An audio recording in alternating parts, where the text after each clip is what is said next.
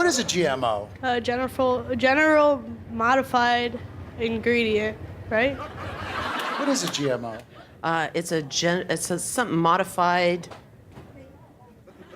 Do you try to avoid GMOs? Sometimes. Not a whole lot, but, I try. What is a GMO? I don't know. I swear. I was just going along with it. I don't know what GMO is. What is a GMO? I don't know. I know it's like some corn bad stuff, right? I know it's bad, but to be completely honest with you, I have no idea. What is a GMO? I don't know, so I really don't care. It doesn't affect me. I'm not sick. I'm fine.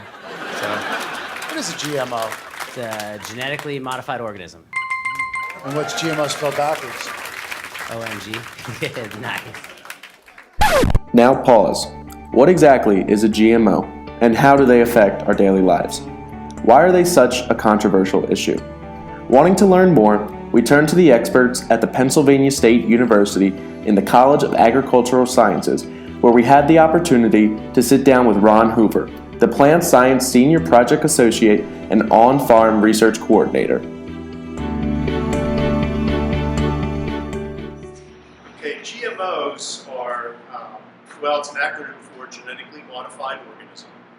And a genetically modified organism is one where they've taken a gene, usually it's a gene, sometimes it's a sequence of a few genes, but usually it's a single gene from another, usually another plant. In the case of crops I deal with crop science, they'll take the gene from another plant and insert it into a crop that we've been growing for decades, if not centuries. It brings a characteristic to the crop that may not be naturally found in that crop.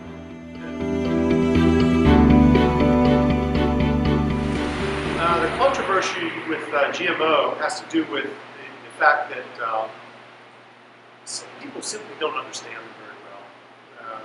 Genes were moved from one species to another. While it's not entirely natural, there have been GMO-type breeding efforts that have gone on over the years that have resulted in crops that do some of the same things that some of these genetically modified crops do for us today. But again, the controversy for the most part has to do with the fact that a lot of people just don't understand it. In today's society, we often define controversy as a prolonged public dispute or debates concerning matters of opinion. However, the arguments pertaining to GMOs goes far beyond the opinions of others, as it is an issue that directly impacts our daily food supply and our well-being.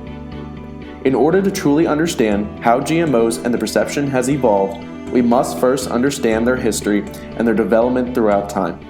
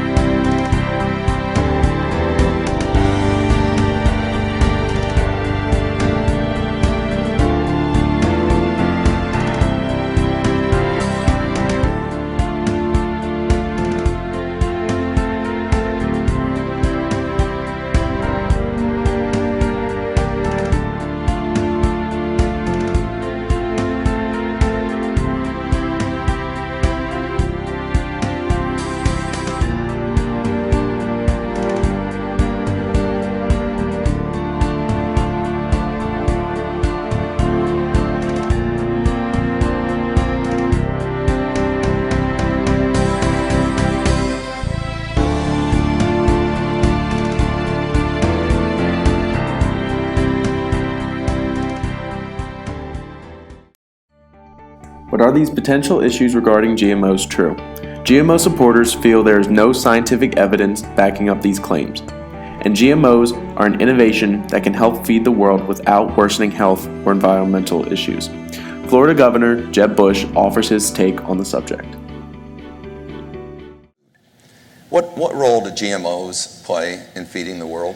Well, rewind the tape on as it relates to American innovation and American technology. This is, think about it this way, an American farmer in 1950 produced 1 unit of agricultural products, and today they produce 15 times more. I mean, this is one of the greatest high technology, innovative sectors of our economy. And the GMO effort to increase yields, to deal with droughts, to deal with disease is an element of that creates economic opportunity and prosperity.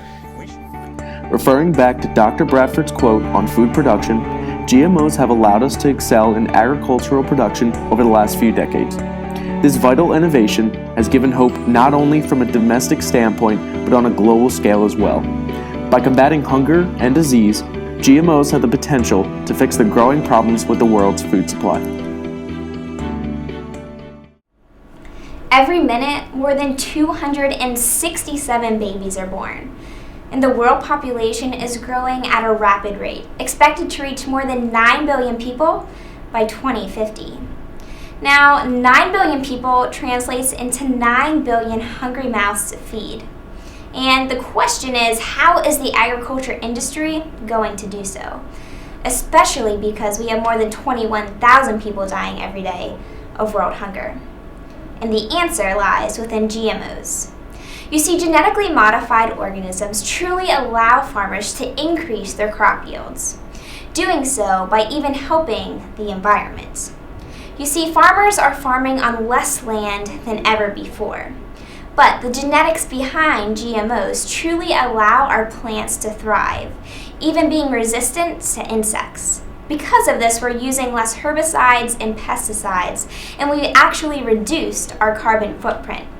Not only do we have less tractors in the fields, but we also are continuously using less of the insecticides. In fact, since 1996, our rate has dropped by 18%.